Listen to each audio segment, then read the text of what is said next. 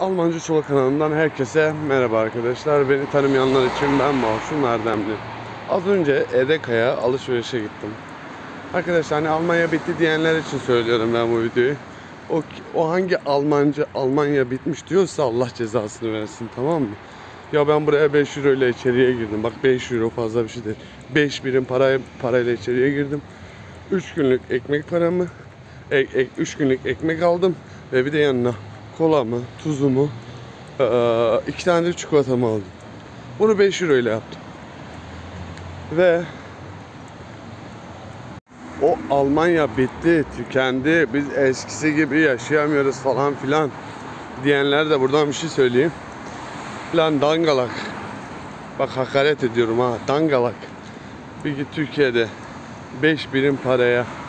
ADK'yı bırak ya, ADK'yı bırak sen.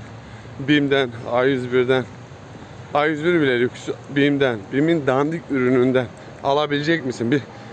Bir düşün bakalım. Bir Türkiye'ye gidince 5 birim parayla orada ne alabilirsin, bir ona bak. Böyle embesil konuşuyorsunuz. Başka hiçbir bok yok. Herkesin bir yorumu var yani, anlamadım. Gitti ya. Vallahi anlamadım. Nefes nefeseyim. Marketten çıktım. Hani fiyatı görünce ben de şok oldum.